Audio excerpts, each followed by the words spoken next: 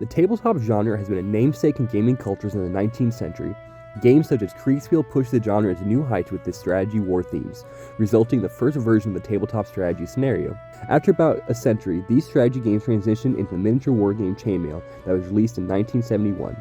This game, only a few years later, in 1974, became the inspiration for the world-renowned Dungeons & Dragons, also known as D&D. Dungeons & Dragons! It is a unique media form, and one that relies much on human interaction. It is a media that can be used entirely away from the technology of today's modern world. Besides updating additions, the game has stayed pretty much the same since the 70s. It is still a tabletop role-playing strategy game where you experience a story together. With our new age relying almost completely on technology, one would think that a game like D&D would be forgotten or remediated into something new. However, D&D has adapted into this new age, using technology to allow it to continue thriving. D&D may be more popular than ever, with a resurgence in sales, multiple websites dedicated to it, and even a long-running popular Twitch show called Critical Role that is now even being adapted to an animated series. Through access to online resources, this simple game has expanded into a multiverse of knowledge, with endless resources and tools that the internet allows access to. Dungeon masters and players can experience this loved game like never before, through both viewing and playing. By adding new technology to this old media, D&D has been able to survive and even thrive in recent years. However, before diving into this revival, we need to first understand the bones of this game. Dungeons & Dragons is a unique gaming experience, but it is not only a gaming experience.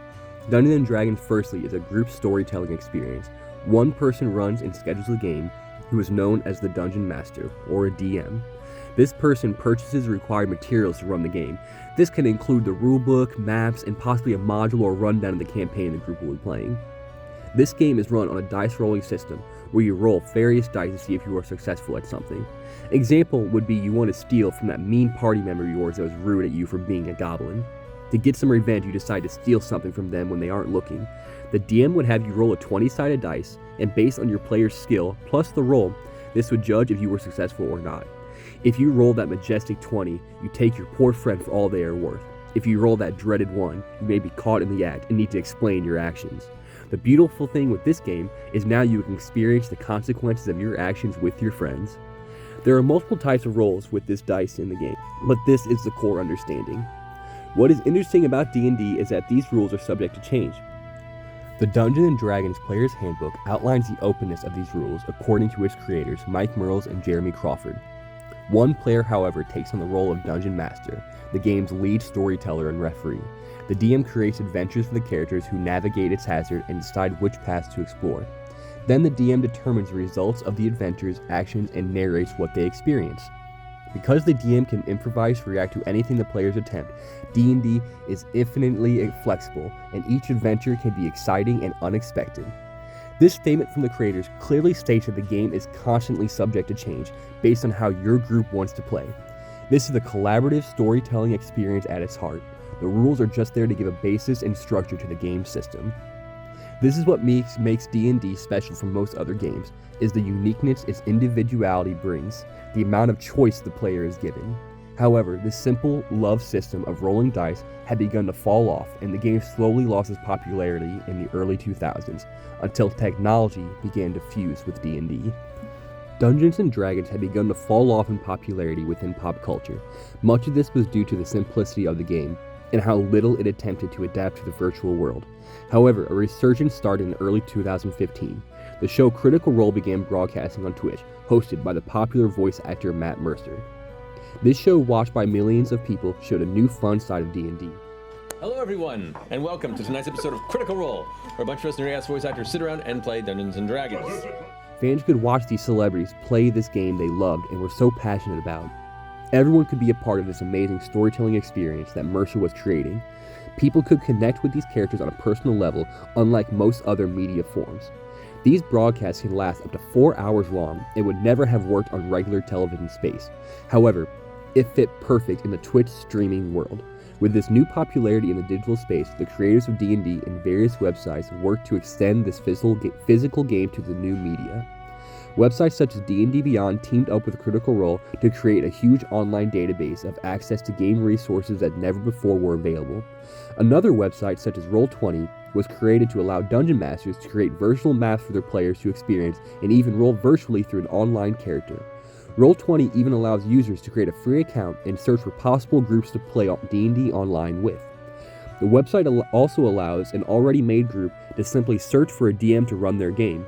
The Dungeon Master will explain the game that he will be running, and agreed upon usually weekly game is planned.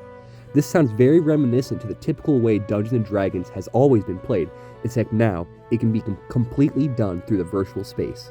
Players with previously no access to the game now have endless. These new avenues made the game that much more dynamic, increasing its longevity. One of the wonderful things about Dungeons & Dragons specifically is how the group collaboration of this singular world has continued to affect the game since its creation. Dungeons & Dragons has taken place in the same fantasy world basis since the 1970s.